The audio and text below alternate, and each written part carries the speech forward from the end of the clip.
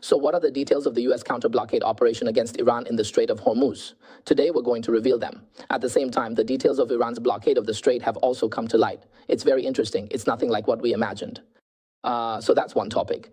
The second is, how will the Iran war actually end? Trump is extremely optimistic, so what's really going on? That's the first topic I'm bringing to you today. In addition, Trump has recently warned Xi Jinping not to provide assistance. Will Xi Jinping listen? Will the Chinese Communist Party comply?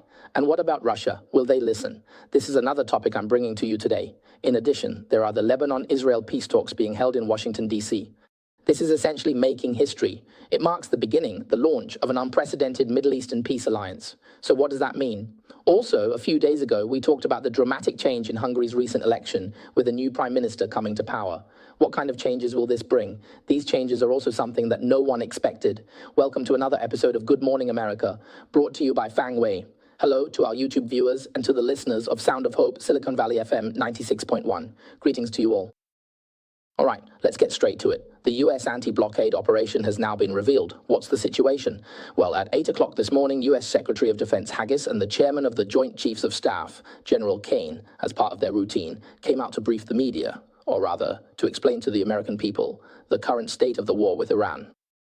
So today, for the first time, Admiral Brad Cooper, the commander of the Central Command, also joined in. This is the first time that these three top officials have all participated together in what is called the White House press conference. The reason is that Admiral Cooper has just returned from the Middle East. He went to the front lines to meet with the troops because there have been recent developments. Starting at 10 a.m. this Monday, the US military's tactics have changed. It has shifted from a siege assault to a blockade. As Fang Wei put it, basically it's now a straight blockade operation. So what exactly is the situation? Of course, the tactics are different. As the commanding officer, he needs to go to the front lines to make sure the troops are carrying out their assigned tasks. At the same time, he also goes to the front to commend the units and soldiers who have distinguished themselves. So essentially, the three of them gathered together to give a report to the American people about the current situation. What is the situation in the Gulf like? Let me tell everyone about it. What is it like going back and forth? These are all the latest first-hand updates. We all know the background. At 8 a.m. Eastern Time on Monday, the United States initiated the blockade. All ships entering or exiting the Strait of Hormuz and docking at Iranian ports are subject to the blockade. This is extremely challenging. To use General Kane's words, it's most like a supermarket. You know, in a supermarket, many people are coming and going. Everyone is there to shop. But if you want to find someone buying a specific item or someone who specifically stops at the Iranian counter, you have to identify them, catch them, stop them, and then send them back. So the first thing is that the intelligence must be extremely accurate. Otherwise, what if you mistakenly detain innocent people? Or what if you miss the real culprits? Secondly, you need to have the determination to actually stop them. As everyone knows, many of these ships are massive supertankers. Each one can be 100,000 tons. If they are determined to push forward, what can you do about it? Okay, so how did they manage to do this? As we all know, the US Navy deployed 12 warships, not just the Navy, but also the Marine Corps, 12 warships in total, stationed at the mouth of the Strait of Hormuz in the Gulf of Oman. They basically drew a straight line across this area. They drew a straight line from the north shore to the south shore. That's the blockade line. Anyone passing through, as you can see from the dashed line here, this is actually the operational map created by Admiral Brad Cooper and his team. We just took a screenshot of it to show everyone. This is the map we usually use. So that curved line is the blockade line. Any ship that crosses this blockade line, if it's a violating vessel, must be stopped and turned back. Okay, so how is this achieved? Right now, there are 12 American warships and 12 aircraft involved, and 10,000 American sailors and Marines. General Cooper said, "Our intelligence is extremely accurate, comprehensive, and timely. We know exactly who is docked where." As for our main interception fleet, it's made up of what's called Arleigh Burke-class destroyers. The Arleigh Burke-class destroyer is actually a relatively small ship, about 150 meters long, weighing 9,000 tons, and with a crew of 300 sailors. You could say it's the sports car of warships, extremely fast. It can go over 30 knots per hour. What does 30 knots mean? That's a speed of about 60 kilometers per hour. Do you think 60 kilometers per hour is fast? On the sea, that's incredibly fast. It's like a sports car on the ocean. That's why no ship can outrun the US Navy's Arleigh Burke-class destroyer. That's the first point. It's extremely fast. The second point is that this destroyer is armed to the teeth, literally all armed to the teeth. It can engage aerial targets, ships, and land targets. It can hit any kind of target. It's fully equipped. Now, the third point, and this is the most important one. What is its most crucial weapon? It's our sailors. There are only 300 sailors on a ship, but they are on constant alert, ready for battle 24/7, 7 days a week. If they receive an order to engage, they can start fighting instantly. This is the level of readiness they're at. In fact, many of them are 18 or 19-year-old new recruits, and the officers are all between 23 and 25 years old. However, the US military provides them with excellent training, allowing these young people to master the most powerful weapons in the world at such a young age. In short, how does it work? For example, when they spot a suspicious ship approaching, the US Navy will give chase. Then, on the bridge of the US destroyer, a young sailor will make a broadcast, not with a loudspeaker, but by communicating over an open frequency. Let's listen to it together and see if we can make out what they're saying. Let's have a listen. Discontinue transit to Iran if that is your next port of call. Do not attempt to reach the blockade vessels. You will be boarded for interdiction and seizure. If you are transiting to or from an Iranian port, turn around and prepare to be boarded. If you do not comply with this blockade, we will use force. The whole of the United States Navy is ready to enforce compliance now. Okay, those who understand English probably got it, so I won't translate it sentence by sentence. The general meaning is that this is an interception, and it's a legal interception. Do not break through our blockade, okay? If you try to do so, all your ships, if we stop you, you must return to your original port. If you don't comply, we will use force. The US Navy will enforce this with force. So what was the result? The result was that 13 ships were intercepted and each one obediently turned back. So as Cooper said, what we demonstrated was a world-class blockade. Everyone knows that after the blockade started at 10 a.m. on Monday, by 12:30 p.m., the first ship tried to break through, but in the end, it was intercepted and forced to return. Up to now, 13 ships have been stopped and not a single one has gotten through. No identified ship has successfully broken through the blockade. This is called run the line or jump the line. There were 3 ships that tried at the same time, but so far 130 regular ships have passed through smoothly. So, in a sense, the Strait of Hormuz is already navigable. As you know, under normal circumstances, 200 to 300 ships pass through every day. Now, with 130 ships having gone through, that's already pretty good, more than half. There have been a lot of rumors circulating, like claims that 4 Chinese ships have made it out, or that the Fuxing ship successfully broke through, or that Chinese military ships provided a major escort. These are all fake news. As for the Fuxing ship, it did indeed pass through the strait, but after that it was forced by a US warship to turn back and return along its original route. As for the so-called 4 Chinese ships, they weren't doing business with Iran. They were buying oil from other Gulf countries. That's why they weren't stopped and were allowed to pass through. Because when the US intercepts ships like this, specifically those carrying Iranian oil to China, it makes the CCP lose face. So all they can do is try to defeat the American blockade with words. After all, out at sea, you can't actually break through their blockade, so you just talk about it. Anyway, that's all they can do with words. Right? And you don't even need to draft a script for it. So this is just like how Iran tries to blockade the strait with words.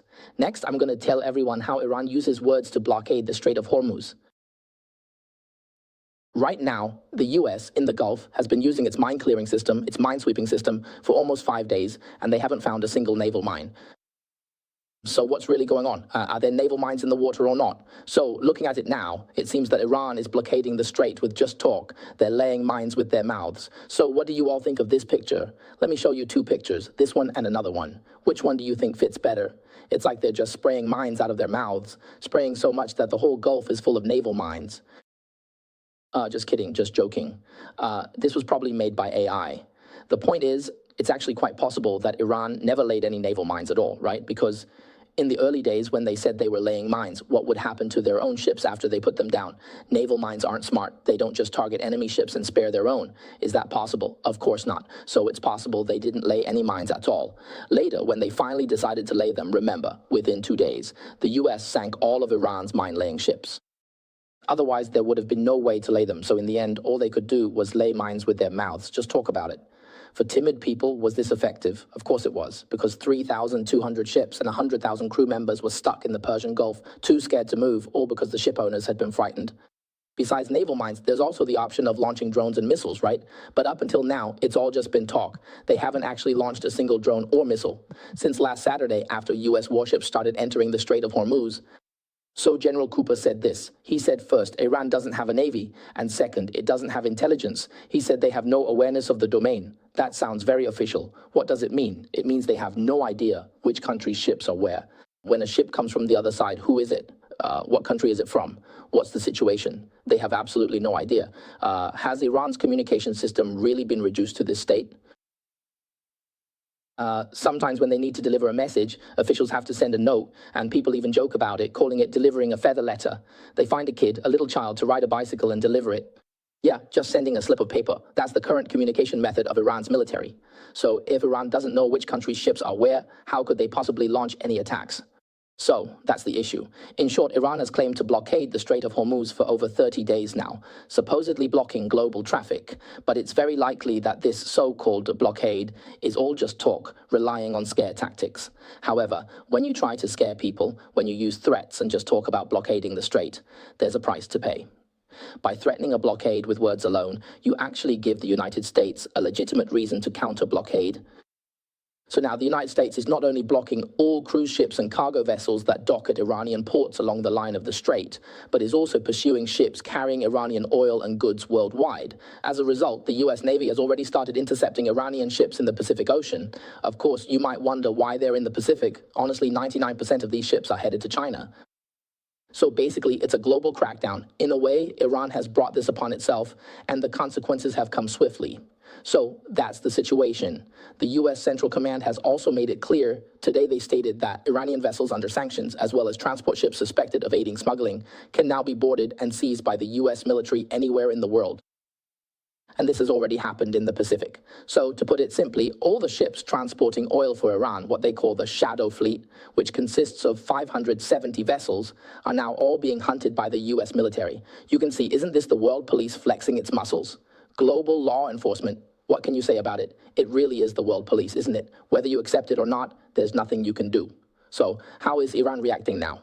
Iran's Supreme Leader Khamenei, his military advisor, Rezai, released a video saying that U.S. warships have already entered the Strait of Hormuz, within Iran's strike range. At present, this area is under our missile launchers. Our brothers have most likely already moved the missile launchers and are now aiming at the USS Abraham Lincoln and all American warships. They are all currently within our range. We will sink them all and not let a single one escape. You see, just talking tough. Does it work? The key is whether you take action. What's the use of just talking? So let's all see what happens next. Also, the U.S. Treasury Department, really not to be outdone, has launched what could be called an economic epic of wrath. Because the U.S. military's code name for the Iran war was Epic of Wrath, right? Now it's called the Economic Epic of Wrath, which means seizing the accounts of Iranian officials in Gulf countries and banks around the world. Once these accounts are found, the first step is to freeze the funds and assets. This includes the 6 overseas countries, and these 6 countries are doing it willingly. It's like Iran is recklessly attacking us, and we don't even respond. So they just hand over your accounts to the U.S., and the U.S. Treasury Department freezes them. Okay, in addition, the Treasury Department sent 2 letters to Chinese banks. 2 Chinese banks received the letters, but Secretary Basant said, I won't name who they are, but in the letter it says that if we confirm you are doing business with Iran, we will impose secondary sanctions. What does that mean? It means these banks won't be able to do business anywhere in the world. That's how serious it is. So at the same time, during this morning's press conference, General Brad was asked by a reporter, it's already been 45 days of fighting, right? How is the morale? Is there any war weariness or fatigue? That was basically the question. Otherwise, General Cooper said that the Iran war is inspiring. Right now, not just the soldiers. He said you can tell in just a second or two that they have absolutely no fatigue or war weariness at all. So the morale of the troops is extremely high. Not only that, the entire Iran war is truly inspiring. Young people in America are super enthusiastic about joining the military. This year, both the U.S. Air Force and the U.S. Space Force completed their new recruit quotas 5 months ahead of schedule. The Army and other branches will also announce soon, and they too will fill their recruitment quotas ahead of time. So, Secretary of War Haig once told a joke. He said, do you know who the 4 most powerful air forces in the world are? Which country's air forces are they? Can anyone guess who are the 4 most powerful air forces in the world? Does anyone know? Can you type it out? If you know, it means you're really keeping up with the news. The answer that Haig gave is something no one would expect. Oh, right, think about it. If anyone actually guesses it, I'll find a way to give you a prize. I'll send you a set of books, okay? E-books. Our series called, it's Communist Party. Is Communist Party. I'll send you this set of e-books, all right? Can anyone guess what Haig said? While some people are typing, let me remind everyone to like, subscribe, and turn on the notification bell, okay? For new viewers, you can click on subscribe, all right? This way, you'll get timely notifications. So first, the most powerful Air Force is the U.S. Air Force, the American Air Force. So what about the second most powerful Air Force? That would be the U.S. Navy's Aviation Force. Third is the U.S. Army Aviation, and fourth is the U.S. Marine Corps Aviation. In short, the four most powerful air forces in the world are all American air forces. Actually, he's not exaggerating at all, because these four aviation forces, their military budgets, their aircraft, are indeed ranked at the very top in the world. In terms of strike capability, they're also in the top four. So basically, the US has a complete monopoly when it comes to air forces. Each branch's own air force is bigger than the air force of most countries. So today, Brad Cooper said something similar. Of course, he didn't just repeat what Hegseth said word for word. He said that the four most powerful militaries in the world are the Israeli military, the US Navy, the US Air Force, and the US Marine Corps. He's a Navy admiral, so why didn't he mention the Army? The Army must have some opinions about that. Just kidding, haha. Anyway, he was basically saying that our Navy is extremely, extremely powerful. Right now, morale is high and the troops are in great spirits. So at today's press conference, Admiral Hegseth also harshly criticized the media, saying, "We've carried out such an outstanding military operation, but you report nothing about it. All you do is criticize, smear, and look for faults, magnifying them with a magnifying glass." So, he said, it's really unacceptable, as if they'd rather stand on the opposite side of the United States. Anyway, basically, then a reporter asked, what about the Houthis? Will they block the Bab el-Mandeb Strait at the southern end of the Red Sea? What will the Houthis do? He went on to say once again that so far, they have stayed out of it. He said that up to now, the Houthis have not gotten involved, have not taken any action. As we all know, the Houthis have not acted since the war began, except for a few days ago when they launched 2 missiles at Israel, which were intercepted by Israel. After that, the Houthis went quiet, and there has been nothing more from them. Hegseth said that it was because a year ago we gave them a beating. At that time, they were blockading the sea, blockading the Red Sea, remember? Back then, what was it called? That cell phone message, it was leaked through Signal, that messaging app. And in the end, it got to someone named Matt something. In the end, he stepped down and went to be the United Nations ambassador. He was originally the national security advisor. So because of that incident, a year ago, we gave them a beating. Now they are extremely hesitant and don't dare to boldly serve their masters. Especially after Iran was crippled, then they're no longer their masters. Without power, how can they still be considered masters? So that's the situation. Therefore, the closure of the Red Sea may not necessarily happen. That's what he meant. Okay, then the reporter asked another question. Will there be an international fleet coming? Later, will they escort these merchant ships?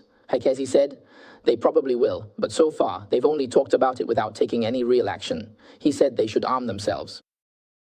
So, everyone, think about it. Wasn't the Trump administration actually doing these European countries a favor? Not only did they tell them to spend more on defense and arm themselves, but also to develop their own North Sea oil fields.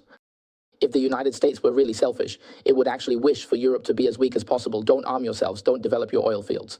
But Trump said you need to arm yourselves, you need to develop your oil fields, you need to be self-reliant. Right? So, would you call this American selfishness? Even though Trump's way of speaking can be a bit blunt at times, you can see that his attitude is like that of a big brother looking out for you. Good medicine tastes bitter. It's about helping the younger ones become independent. By helping or even scolding them, it's really just to help them stand on their own feet. But the younger ones end up turning against you. As they say, give someone a little rice and they're grateful, but give them a lot and they'll resent you if you ever stop. If you keep giving and then stop, they'll turn hostile. Isn't this exactly the current state of world affairs? All right, next let me tell you about this. So Trump said he wrote a letter to Xi Jinping, and Xi Jinping also replied. So what's really going on here? According to the Chinese Ministry of Foreign Affairs, Foreign Minister Wang Yi had a phone call with Iran's Foreign Minister Araghchi on the 15th. He urged Iran to make efforts to restore passage through the Strait of Hormuz. Wow, of course, the background here is what I just mentioned. Trump warned Xi Jinping, saying, I heard you're supplying weapons to Iran. Is that true? Xi Jinping replied, no, we won't do that.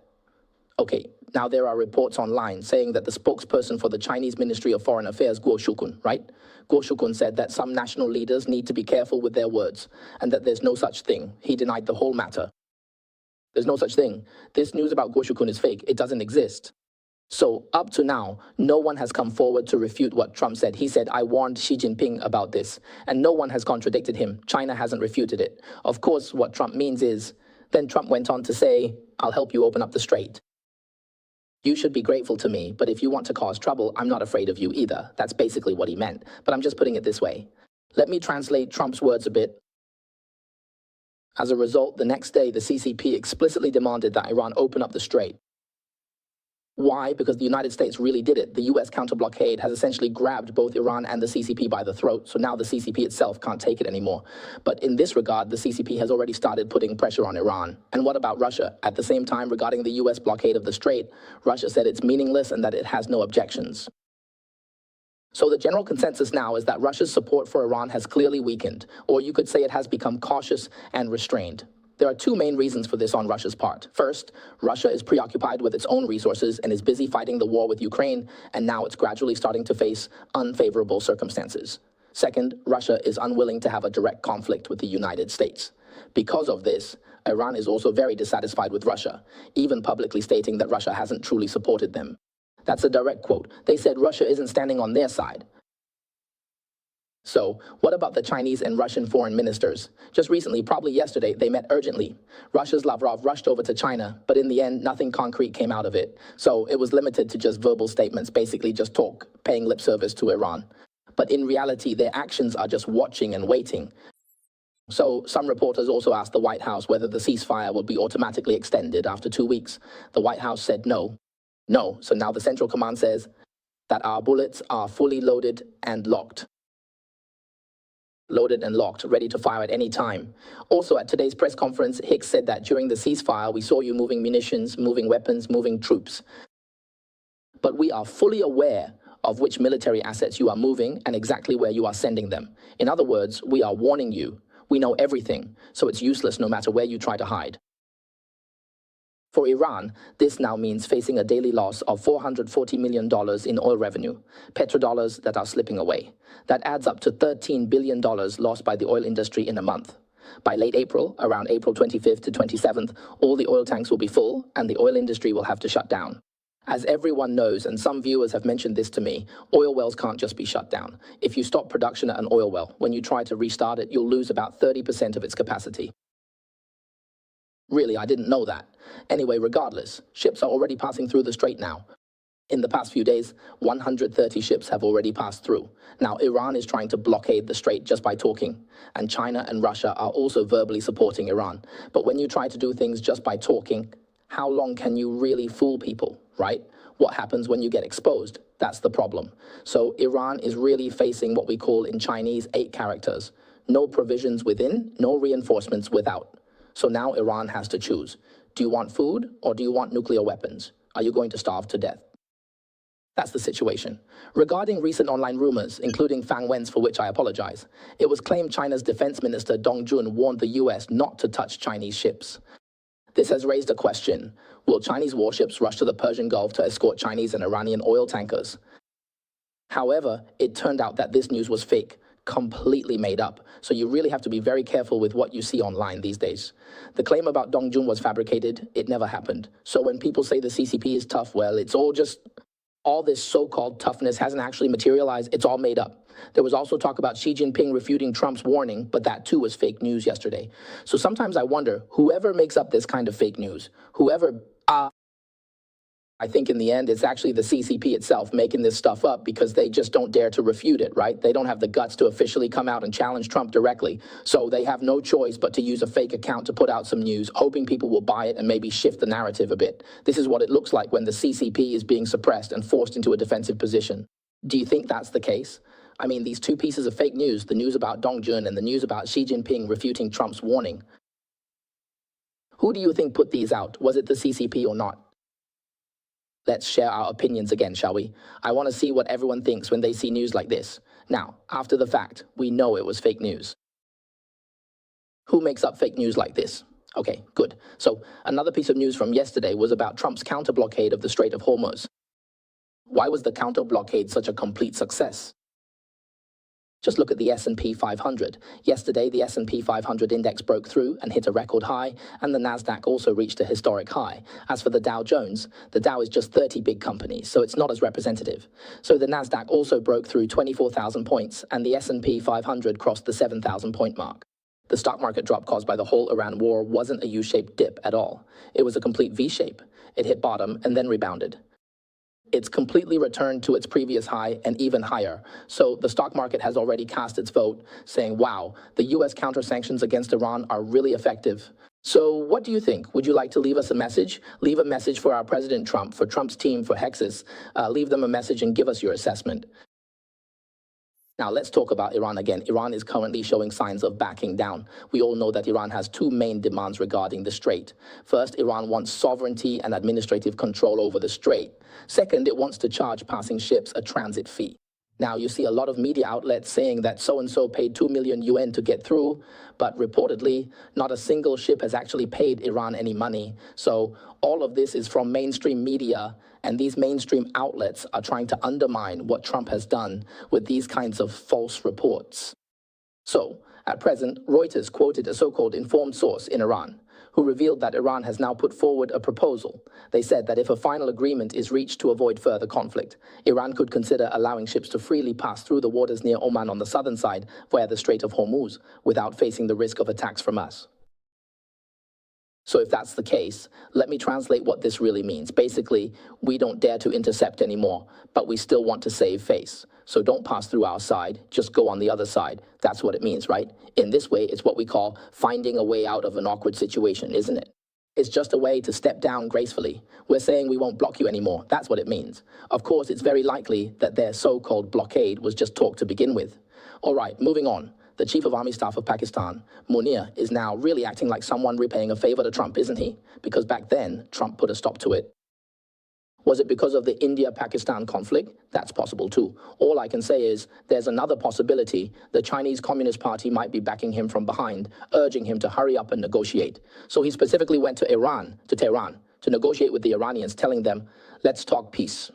And after that, according to the latest news, Iran said after the talks, Iran stated that entering new negotiations with the United States without establishing a framework is completely useless. Therefore, the US must fulfill its commitments and abandon its excessive demands. In other words, they're basically saying there's nothing to talk about. It sounds tough, right? But now, whether it's this so-called toughness from Iran or whatever else, it's just, you could say that nothing Iran says counts for anything because they just lie whenever they feel like it. So what really matters is their actions. Words don't prove anything. But Trump, on the other hand, said that before the King of England comes to the US, the war will probably be over. When is England coming? He's coming on April 27th, at the end of this month. So Trump is actually quite optimistic. So what's really going on? Also, just to quickly mention, what's the current status of Trump's visit to China, scheduled for May 14th to 15th? The U.S. hasn't said anything yet. Now, Hong Kong and Taiwan media outlets like the South China Morning Post, Economic Daily, and Mingpao have reported on it. Are they telling the truth? I think they are. Why? Because this is what's called the CCP's tactic of exporting information and then re-importing it for domestic consumption. Since both sides have reached an agreement, the US doesn't want to say anything, but the CCP wants to leak it out to manage external expectations for what's being called the Xi-Trump meeting. So what did the South China Morning Post say? They said the visit to China has been shortened from 3 days to 36 hours, turning it into what they call a whirlwind visit. So, arriving in Beijing on May 14th and leaving on the 15th, the entire trip will be in Beijing, staying there for only 36 hours.